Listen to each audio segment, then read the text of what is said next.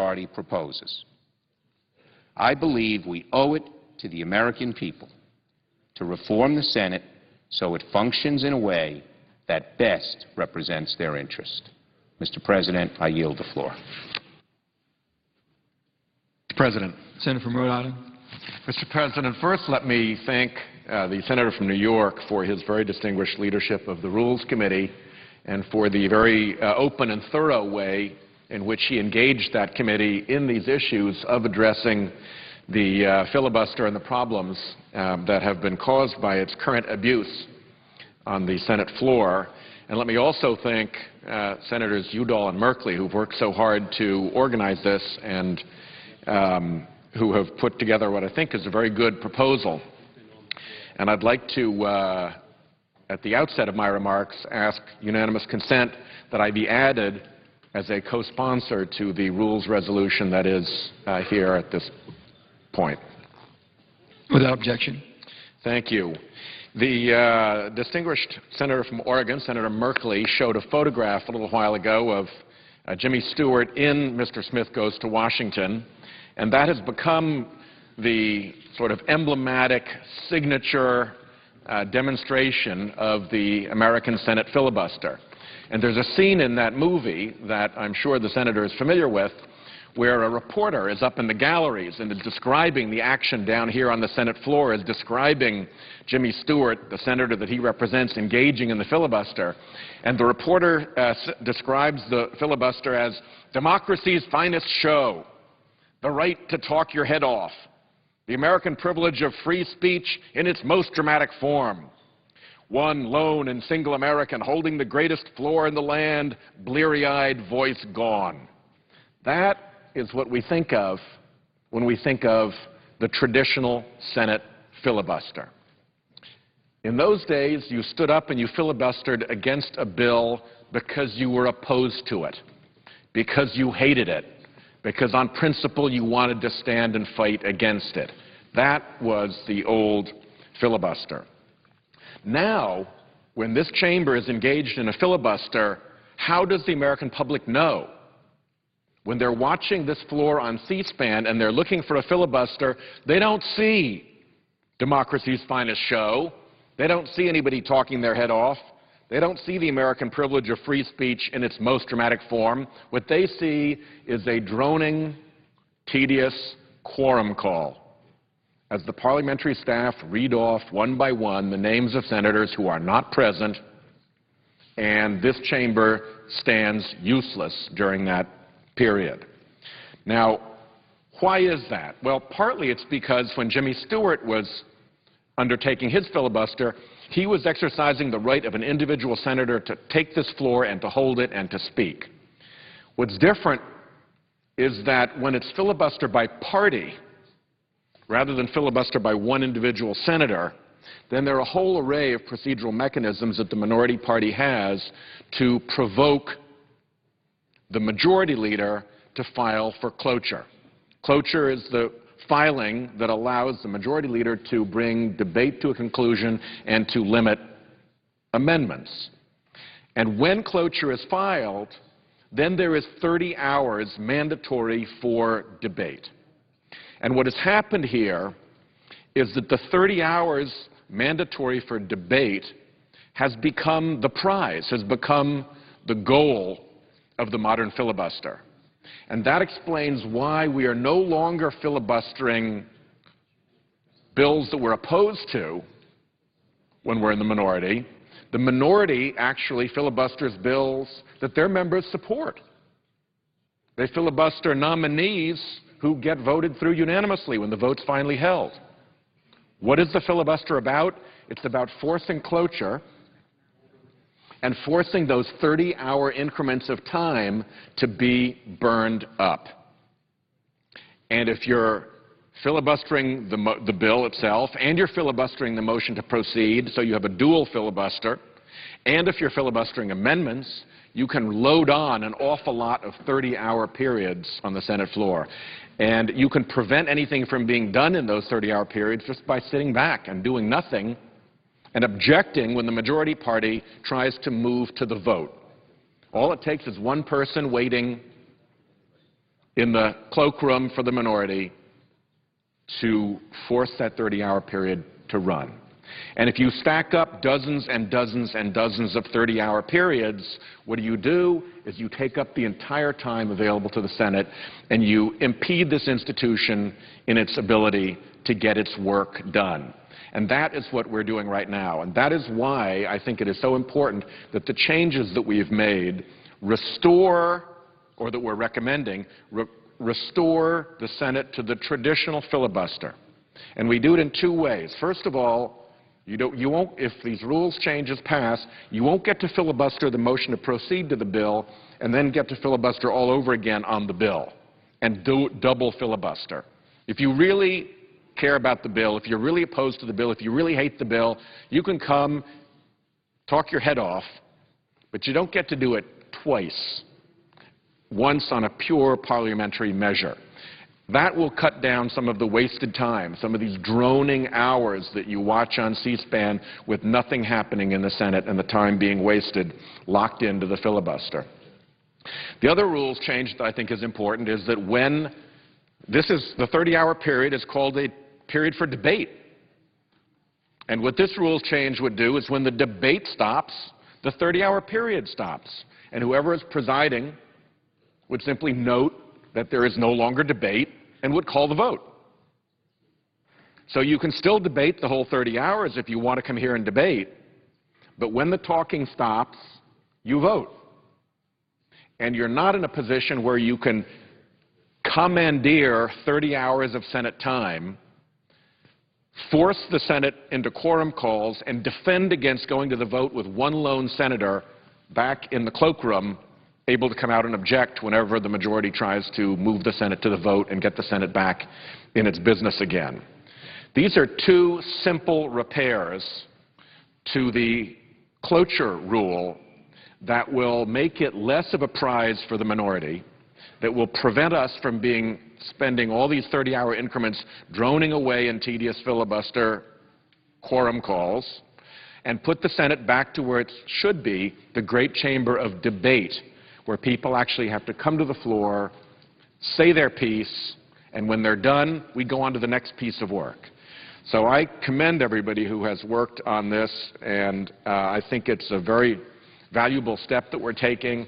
I don't think it is a change away from the traditions of the Senate. I see it as returning to the real traditions of the Senate, of real debate, not just wasting time for wasting time's sake, but allowing the Senate to be productive while also allowing members who have an opposition to a bill to state it as forthrightly as they wish, to engage in, as the reporter said in Mr. Smith Goes to Washington, democracy's finest show, the right to talk your head off, the American privilege of free speech in its most dramatic form. I thank all the senators present for entertaining my thoughts, and I yield the floor. Senator from New Jersey. Thank you, Mr. President.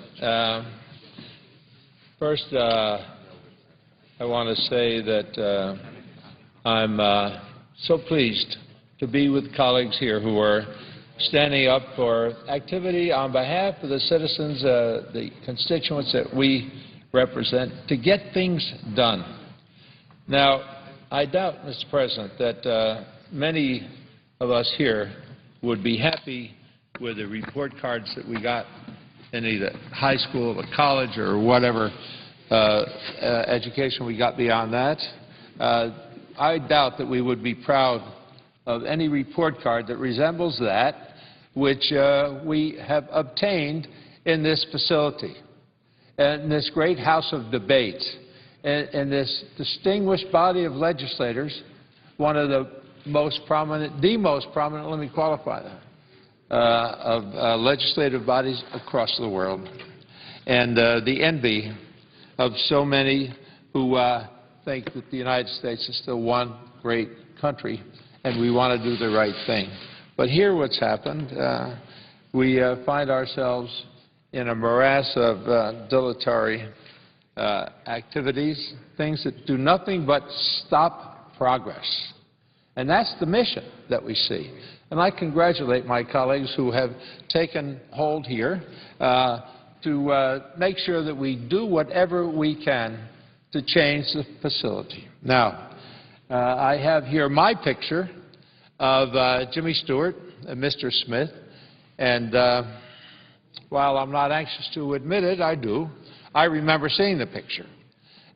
We needn't discuss the precise date, but it was some time ago when I saw this, and it left a vivid impression in my mind, but I can't tell you what it was about, except that he was one trooper, that he stood on his feet for hours, so many hours it's hard to understand how the body responded to the opportunity, and trying to clean things up. The date of the film was somewhere around the end of 1930s, 39. Most likely that was the exact date, but in that vicinity. And even then, they were discussing what could be done to move things along and how the kind of effort that he gave, as Mr. Smith, was required to honor the people, the responsibility he had to people.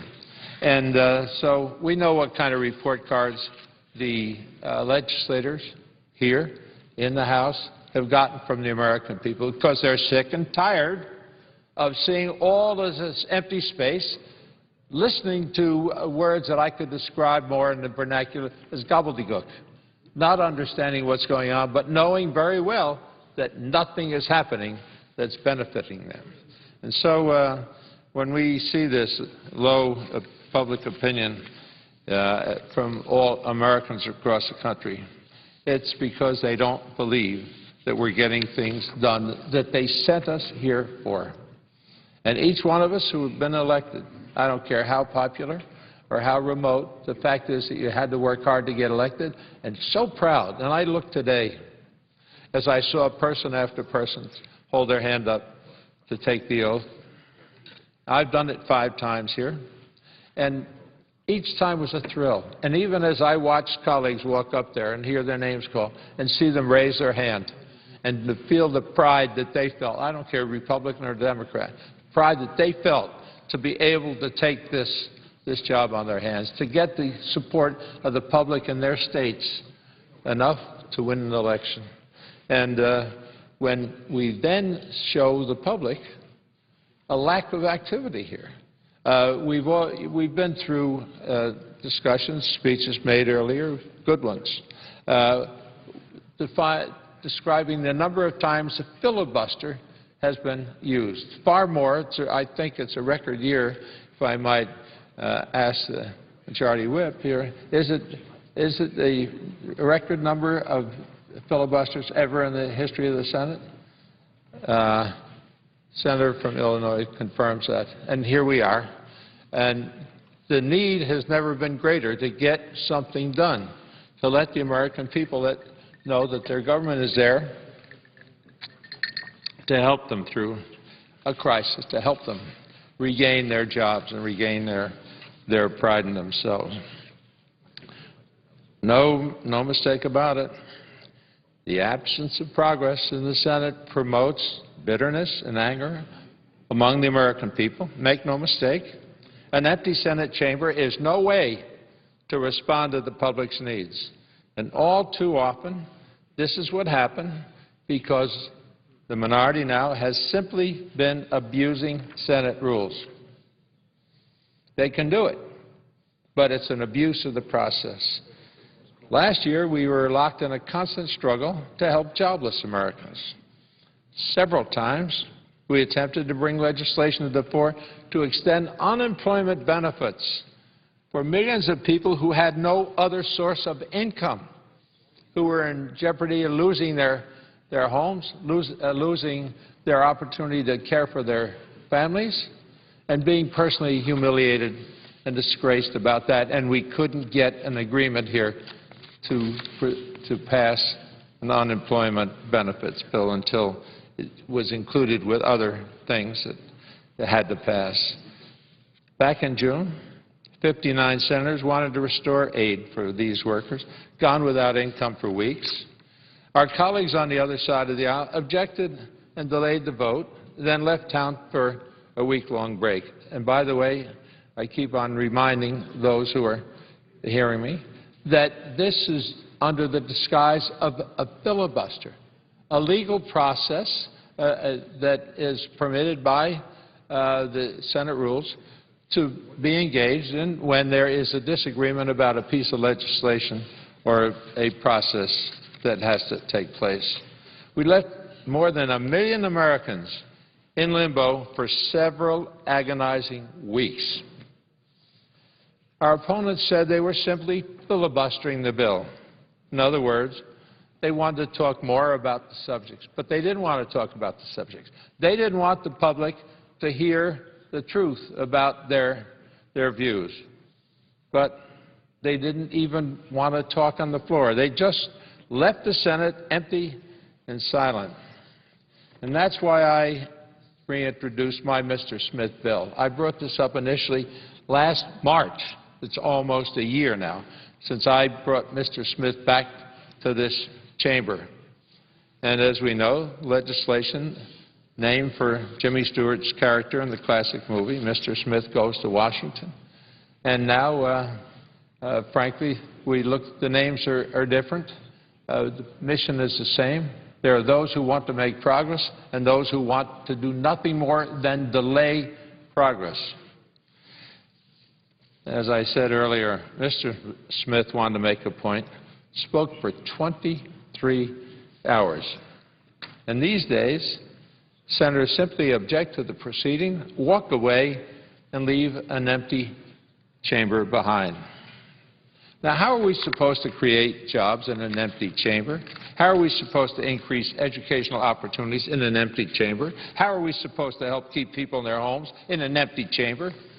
The Mr. Smith Act will bring deliberation back to the world's purportedly greatest deliberative body.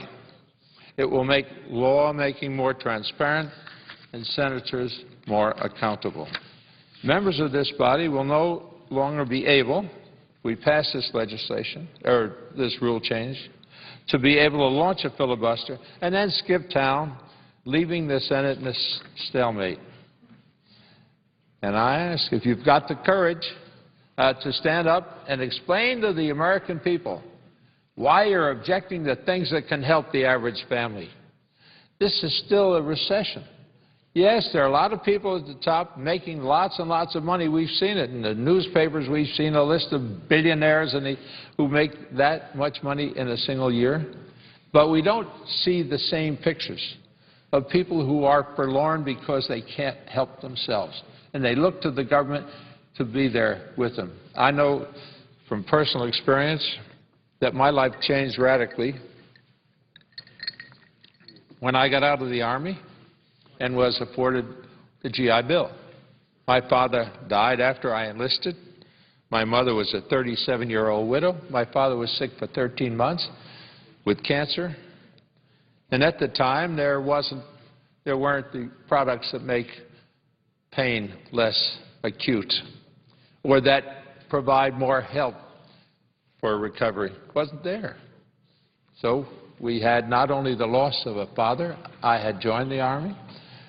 When I was 18 years old, I enlisted. We had bills and bankruptcy, and life was miserable. But the GI Bill, Mr. Chairman, Mr. President, made the difference in my life. I was able to join two other people in my home city, friends of mine, in creating a company, three of us. Now employs 45,000 people. The company is called Automatic Data Processing, better known as ADP, because I got help when we desperately needed it, when my family and I could never think about my going to college. I wound up at Columbia University, something so far out of sight I never dreamed that it was possible, but it was there. And there are times when people across the country say to our leadership, please, give us a chance. Give us a chance to stay in our home. Give us a chance to educate my son or my daughter. They can learn. We don't have the money. Make sure that health care is available, that no matter what your condition of being is that you can't be precluded from getting insurance. That's what's proposed in the health care bill that right now is in danger of being repealed if the House takes the action that's purported to see. So what we're talking about, Mr. President, is to summarize that we have to get busy here and show the people across the country that this isn't just a ring for showing how clever a speech can be or how cute an idea might be, when all that is being done is stopping progress. They object to bills being even moved along so that they can be considered. Anything they can do to obstruct a movement. So we may be unable to bring Mr. Smith back, but we can bring real accountability for filibusters. And for the sake of a functioning democracy, we should, more than a functioning democracy, a degree of dignity and hope for people who have been hurt by an unemployment record never before seen in the country, in the number of people out of work, in the multiple millions. And they say, Mr. Senator, help us. Be there to help us now. We're not looking for charity. We're looking for a hand that will get us started, get this economy going, and we owe it to them. And I say to those who want to obstruct it, be brave enough to stand up and tell the people here or the people on television or who read about what we're doing, tell them why it is you're objecting, and then we'll restore a degree of confidence in those who serve here, those who work so hard to be elected, and those who can represent the people well. But we cannot sit here in silence, just wasting time. So, Mr. President, with that, I yield the floor and hope that we'll come to our senses, make the changes in the rules that will stop the filibuster from being a disguise for inaction. Mr. President. Senator from Illinois. Mr. President, I rise to speak to the issue which has been considered on the floor today by my colleagues, and thank especially the senators from Utah, Oregon, and Colorado, as well as many others, for their leadership in discussing the procedures of the United States Senate. Mr. President, when I went home over the break, I spent my time back in Illinois with my wife in my hometown of Springfield, and a lot of time around the House, and a lot of things had to be considered. I left the decisions of war and peace behind in Washington, D.C., and went home to face the real decisions. Are we going to change our cable TV service? Are we paying too much for the Internet?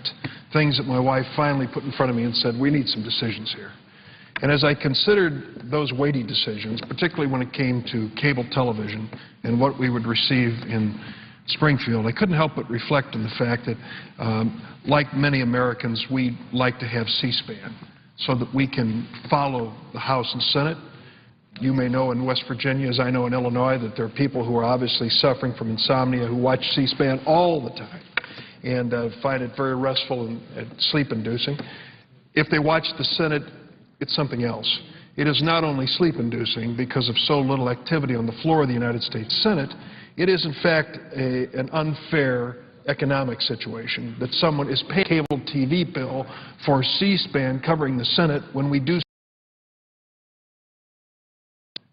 Families across America are entitled to a refund if they tune in to C-SPAN Senate version and watch us day after weary day with our delightful and talented staff people slowly reading the quorum call and names of the senators. That's it. And if you've watched C-SPAN in the Senate for the last several years, you'll see that more often than not. A lot of people say to me, Senator, why doesn't anything go on in the Senate? And when you talk in the Senate, why isn't anybody there? Basic questions that an average person might ask, but they reflect on what's happened to the Senate, and that's why we're here with this discussion this evening. And I thank the senators who've been involved, including Senator Lautenberger, who just spoke. I'll tell you one of the things that surprised me when I first came to the United States Senate. I heard this was the world's most deliberative body, and this was a place to come to debate big issues of the day. Today, when there was a swearing in of a senator from North Carolina, one of his predecessors was here, Senator Locke Faircloth. Senator Faircloth was the first senator that I faced off with over an issue on the floor of the United States Senate when I was elected 14 years ago. It was the issue involving tobacco, which I have been following pretty closely in my congressional career, and he was from the state of North Carolina, where tobacco is a big issue. So he didn't like my amendment, and he came to the floor, and I was offering my first amendment, and a lady who worked in the Senate named Lula Davis came up to me, and I was nervous. I'd served in this House for 14 years, but I didn't quite know the Senate procedures as well, and I said to her, now, how much time do I have? And she says, you have 1 hour. And I said, now, is that equally divided? She said, no, Senator, you have 1 hour. Well, House members don't get an hour for anything. 5 minutes is the usual course, 15 minutes if it's a great deal, or if you want to stick around until midnight, you might get a special order for an hour. But here I was with an hour on the floor of the Senate to debate my amendment. And Senator Faircloth sat on the other side of the aisle, and so I said, stumbled through this, I'm sure, I asked unanimous consent to allow the time to be equally divided between myself and Senator Faircloth so we can debate this amendment. I thought that was fairly reasonable, equally divided. Senator Faircloth stood up and said, I object. Well, I'm stunned. Clearly, here I am with my amendment, being as fair as can be, and he's not interested in the debate. I'm not going to pick on him because he reflected the feelings of many senators here. They're here on the floor to give speeches, many of them written by very talented staff people, and then to leave the floor and go off and do something else.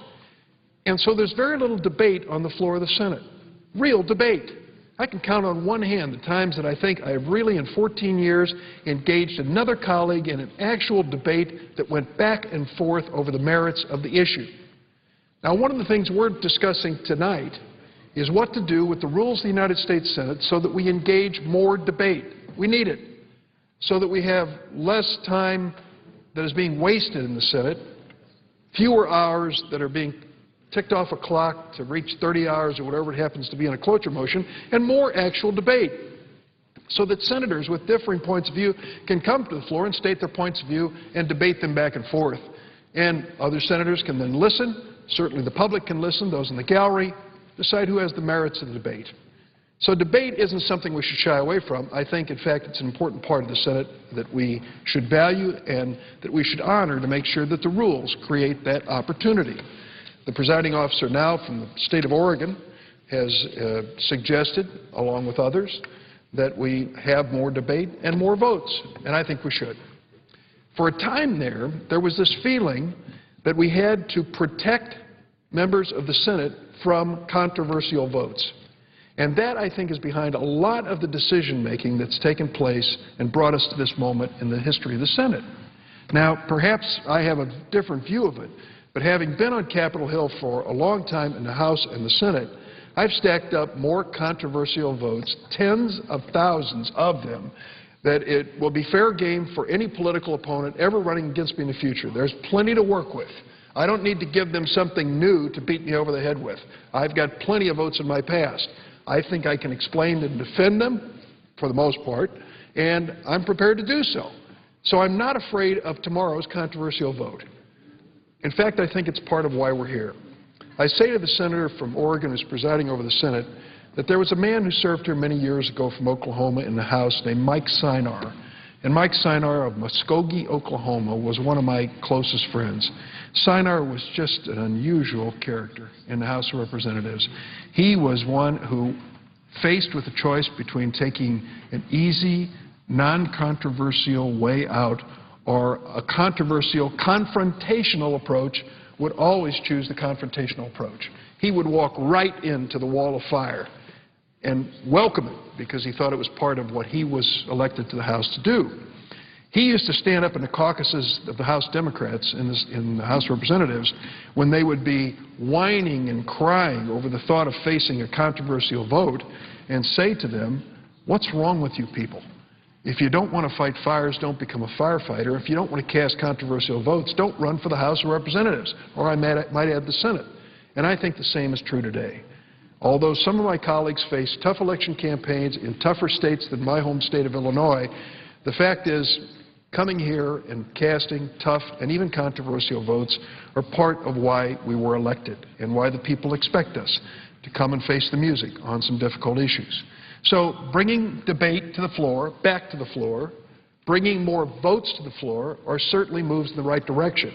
I would say to the senator from New Mexico, the senator from Oregon, and others that their proposal that would allow germane amendments as part of the regular order of the Senate is a move in the right direction. That way, minority and majority get an opportunity to amend a bill. Can it be abused? It can be. But I think making these germane and relevant amendments makes a difference. I can recall one colleague on the other side of the aisle who kept coming to the floor repeatedly, day after day and week after week, to offer the same amendment over and over and over and over again, even when he was passing the amendment. Sometimes he'd pass it, sometimes he wouldn't, but he couldn't help himself. He just had to keep offering it over and over again. And as he offered this amendment, it really didn't enhance the bill. It didn't enhance the debate. It gave him a chance to put out a press release. Well, you can abuse that process. So making sure that the amendments that are available are limited to those that are relevant, certainly in my mind, is a reasonable thing to do. Let me say a word, too, about the 60-vote margin. The 60-vote margin, as former Vice President Mondale wrote in his guest column recently, I believe it was in the Washington Post, was a compromise. In days gone by, it took 67 votes to end a filibuster to bring cloture on, 67. And then, in the 1970s, Vice President Mondale, then a senator, joined with others on a bipartisan basis and lowered that to 60 votes. But it was still a rare and unusual thing to do, to filibuster and need a cloture vote of 60 votes. Unfortunately, that 60 vote now has been standard has been corrupted into a new standard for passage of legislation. Allow me to give you two examples. We considered a Wall Street reform bill. There were dozens of amendments offered. The senator from Oregon had a controversial amendment and waited for days, maybe weeks, for a chance for his day in court, his day on the floor of the Senate. After about 25 amendments had been offered and considered to the Wall Street reform bill with a standard of a majority vote, I had an amendment relative to interchange fees on debit cards, controversial amendment. Credit card companies and big banks hated it. And at that point, the announcement was made, just made unilaterally. Incidentally, the Durbin Amendment now coming up will require 60 votes. Everything else had been a majority vote to that point. There was no way for me to challenge that. If I wanted my amendment to come to the floor, I had to accept a higher margin to pass it than all the other amendments that had preceded it. Why? Because the threat of a filibuster was there, a filibuster against my amendment. And that threat alone raised the margin in standard for that vote to 60. Because from the other side's point of view, that so many of whom oppose my amendment, it's a pretty easy thing to start a filibuster if you don't have to engage personally or make a personal commitment to it. And so they tossed it out as a standard. 60 votes became the requirement. Fortunately for me, I had 64 votes and passed it. Now, the same is not true of another provision, which means an awful lot to me and many people, the DREAM Act. The DREAM Act is a reform of our immigration laws that I think is long overdue for children brought to the United States who are asking for a chance to become legal in this country.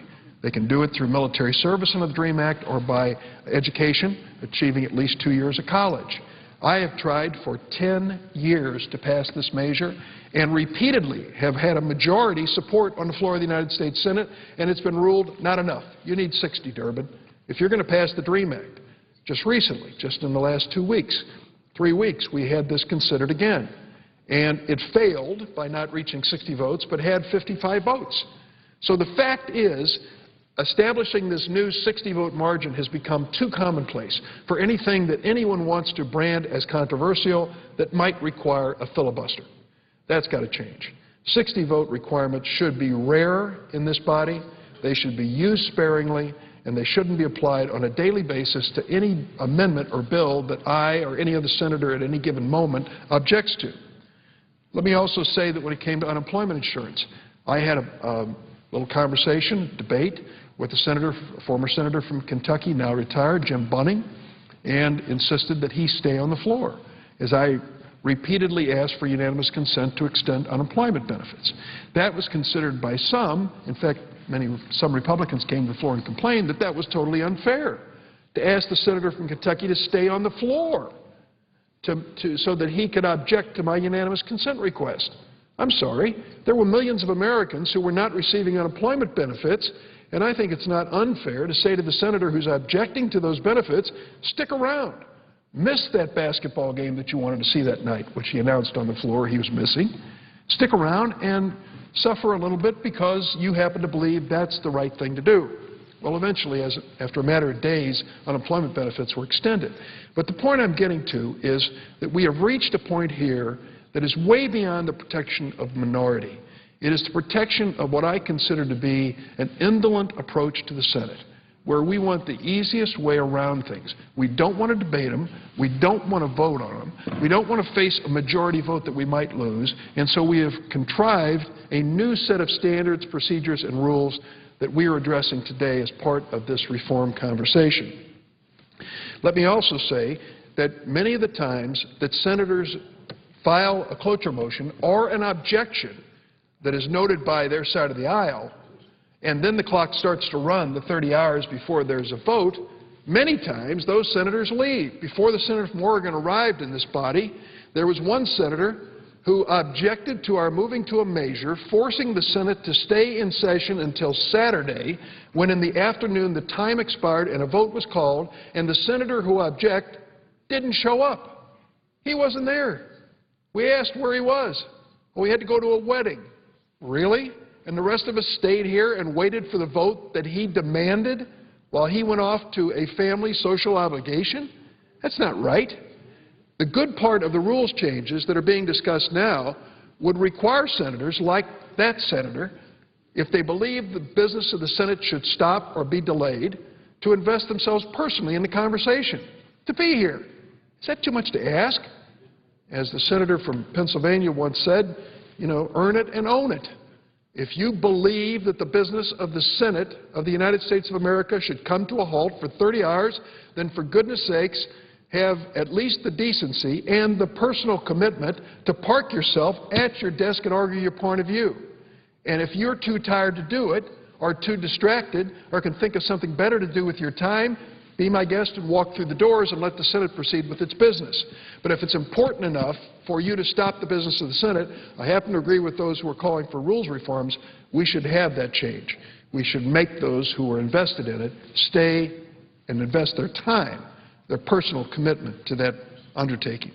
Finally, let me say that I think the nomination process has really been corrupted to the point I don't even recognize. Let me tell you, when Chief Justice Roberts chastises the Senate for all of the judicial vacancies in America, I know what he's talking about. In my home district of Illinois, the Central District of Illinois, in normal times there are 4 district court judges. Currently we have 3 vacancies. One judge, district court judge, Mike McCuskey, is running all over downstate Illinois from courthouse to courthouse to try to keep the criminal calendar going, and I'm afraid he has little or no time for the civil calendar because of 3 vacancies. 2 of those vacancies, the President nominated judges to fill.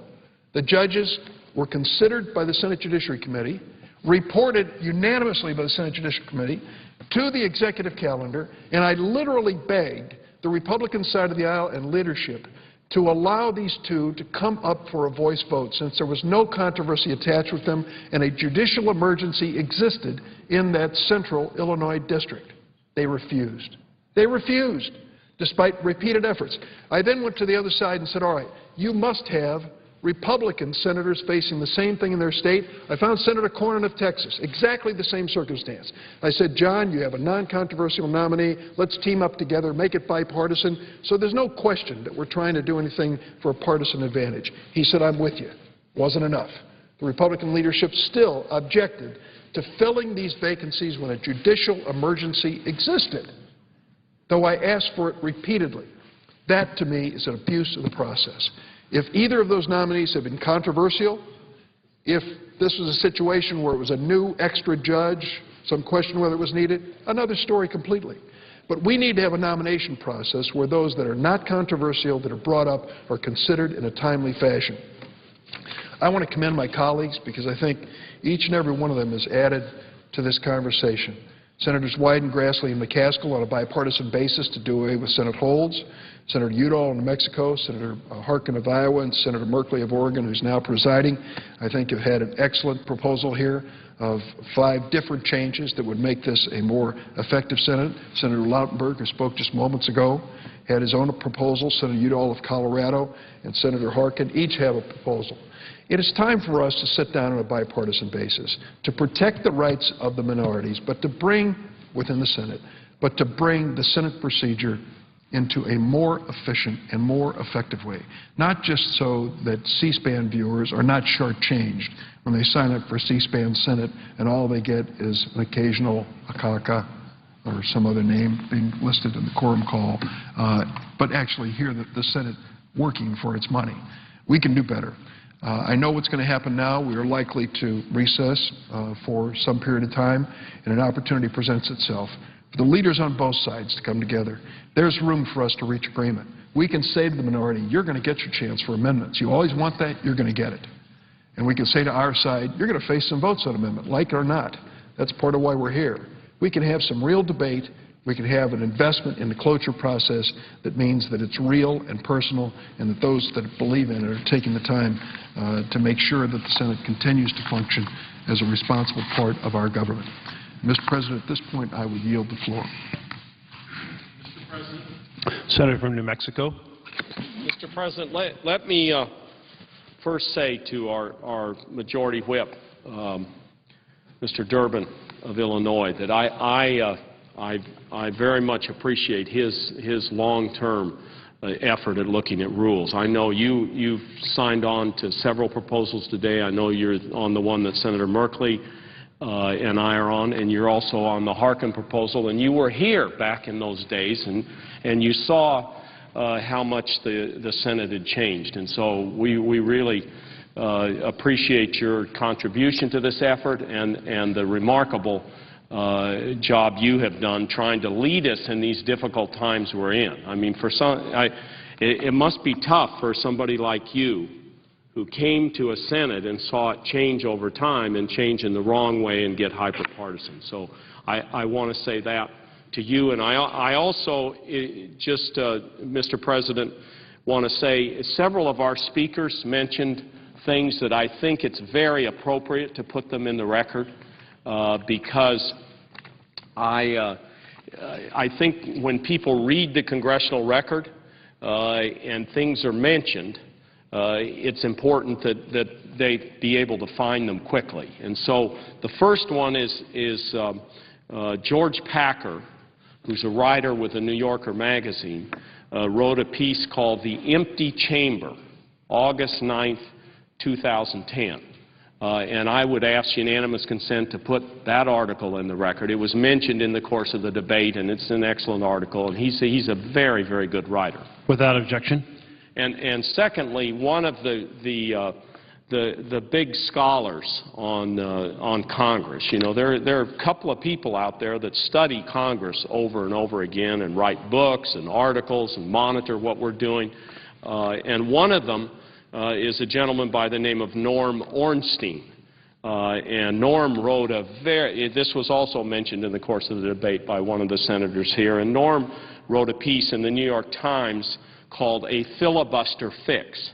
And that was on August 27th, 2010, and I'd also ask unanimous consent that that go on the record. Without objection. And let me just finally say to the senator from Oregon, the presiding officer here, that I very much appreciate his support, both in working with me on the constitutional option and sorting out the details and making sure we had things right, and then also his incredible work in terms of pulling together the talking filibuster part of this.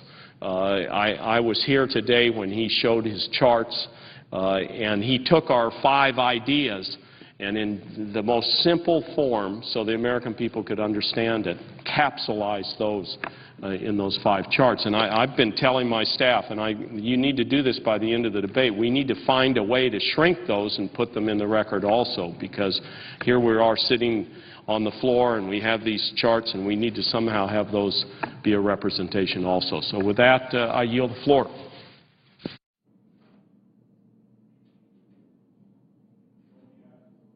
The clerk will call the roll. Mr. Akaka.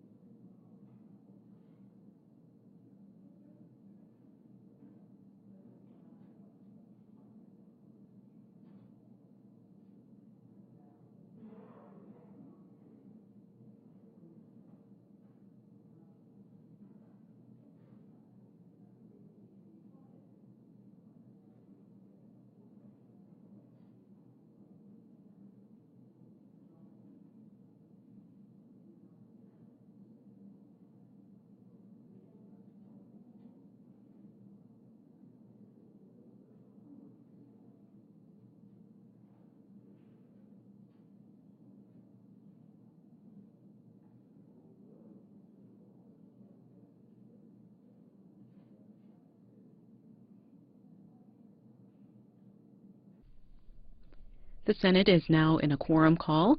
They started the 112th Congress today with 16 new members. 13 are Republicans and 3 new Democrats. The Senate swore in newly elected senators. They approved Senate staff and considered a number of resolutions dealing with organizing the Senate for the next 2 years.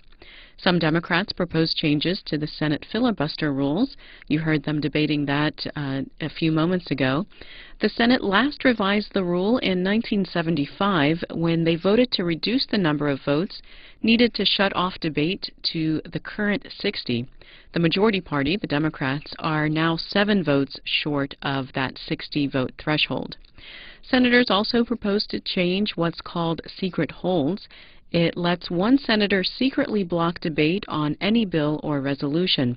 Both motions were blocked by Republican Senator Lamar Alexander of Tennessee. And also today, Maryland Democrat Barbara Mikulski became the longest-serving female senator at 24 years in the Senate. She spent 10 years before that in the House.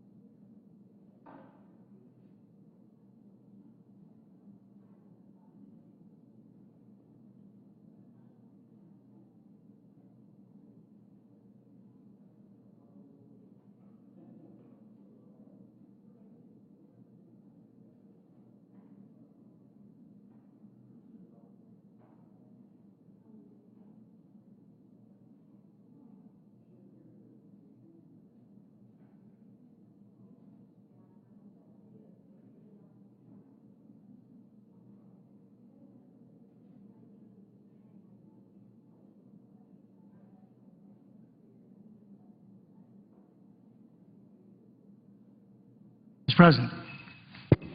Majority Leader. Has unanimous consent to call a quorum. Without objection.